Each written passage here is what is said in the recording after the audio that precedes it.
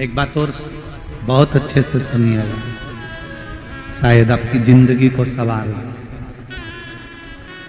शायद आपके जीवन को संवार। मेरी जीजियों, मेरे जीजाओं, मेरी बेटियों, बेटाओं,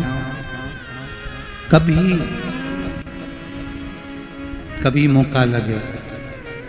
शंकर भगवान के शिवलिंग के पास में आप बैठे हैं, कभी मौका लगे और आप पूजन करने के लिए गए,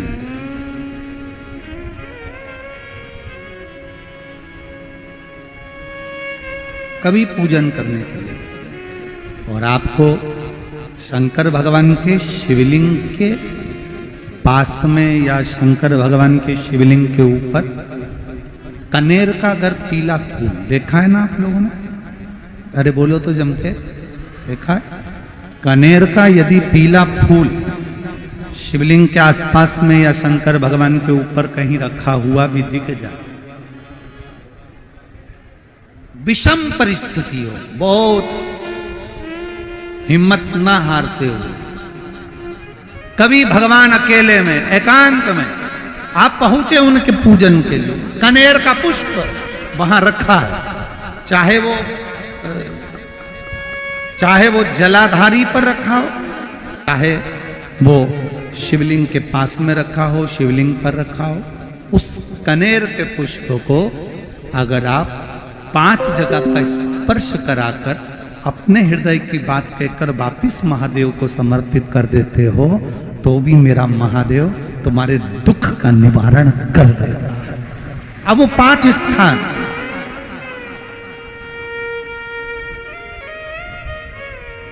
वो 5 स्थान, पहला गणेश जी,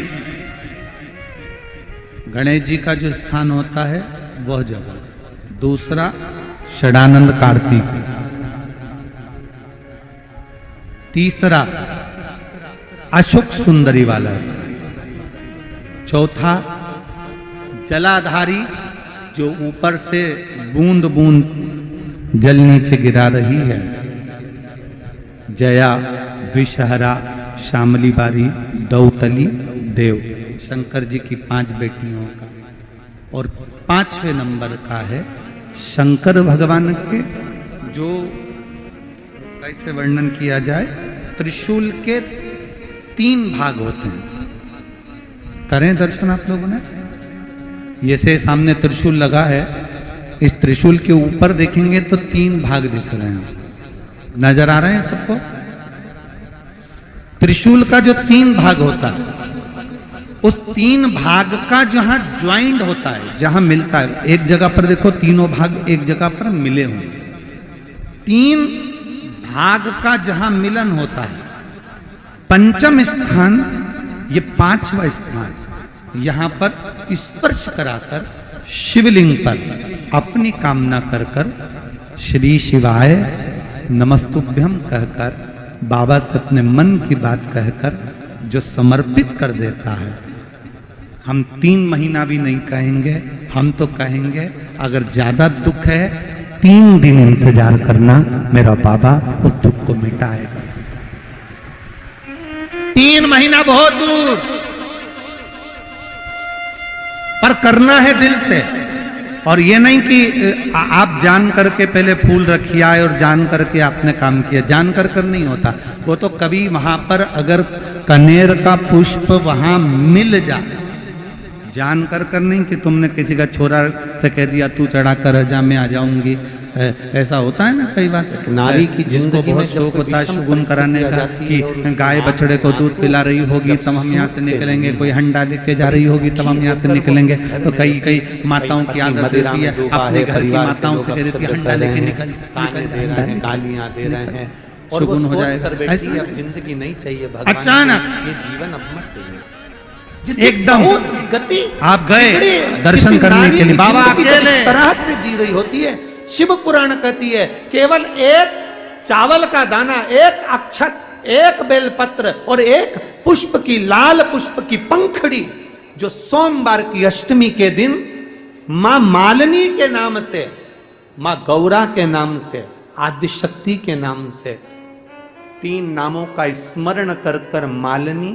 मां गौरा, आदिशक्ति का स्मरण कर कर जो अशोक सुंदरी वाली जगह पर समर्पित कर देती है नारी, उसकी जिंदगी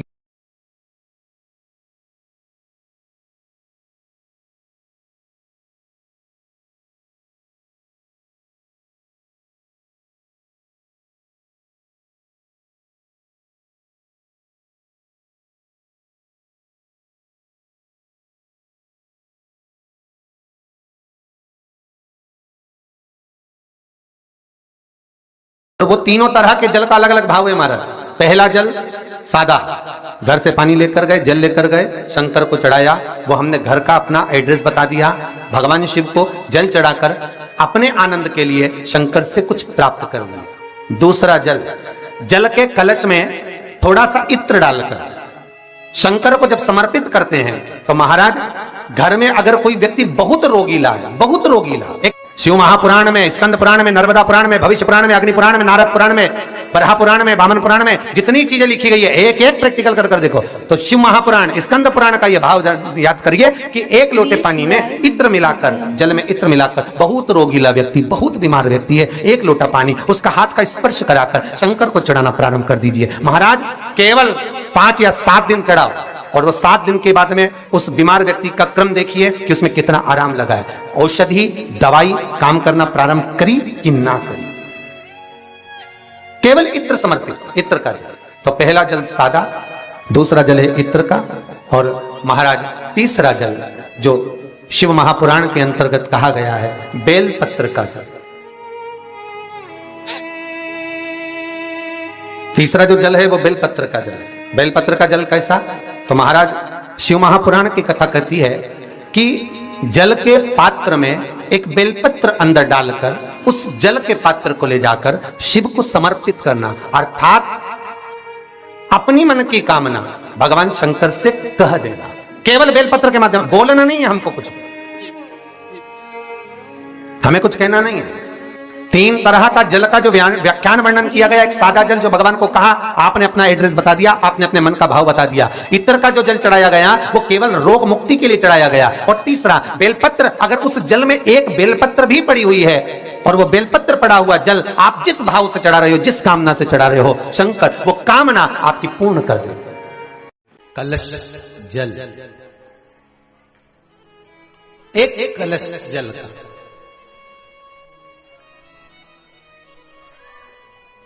एक बेलपत्र। कभी कोई विशेष कार्य है, अटक रहा है, बहुत दिन से लगे हो, नहीं हो रहा, एक कलश जल, एक बेलपत्र। शिव मंदिर में जब बेलपत्र लेकर जाएं, बेलपत्र रखी सीधे हाथ में, उसके ऊपर रख लिया कलश, उसमें जल भरा हुआ हो, अपनी कामना कर कर मंदिर में पहुंचकर कलश को उल्टे हाथ में लेकर बेलपत्र को पहले अशोक सुंदरी वाली जगह पर, ये डंडी का जो भाग है जहां से पानी बहता है, अशोक सुंदरी की जो जगह होती है, और ये पत्ती उस जगह पर उसको रख दें, अशोक सुंदरी वाली जगह पर, और शंकर भगवान को सीधे हाथ में जल लेकर अशोक सुंदरी वाली जगह पर जल समर्पित कर कर शंकर भगवान के चारों ओर जल छोड़कर फिर शिव जी के शिवलिंग पर जल समर्पित करें। लगभग 2 या 3 सोमवार लगातार प्रतिदिन एक बेलपत्र समर्पित करें। और अगर आपने लगातार 2 सोमवार या 3 सोमवार कर लिया तो जो अटका हुआ कार्य है ना, मेरा देव अधिदेव महादेव उसमें सफलता प्रदान कर देगा, ये विश्वास। अशोक सुंदरी की जगह पिता जितना अपने बेटे की नहीं सुनता, उतनी अपनी बेटी की सुनता। बेटा मां को प्रिय होता है और बेटी बाप को प्रिय होती है, बेटी पिता को प्रिय है।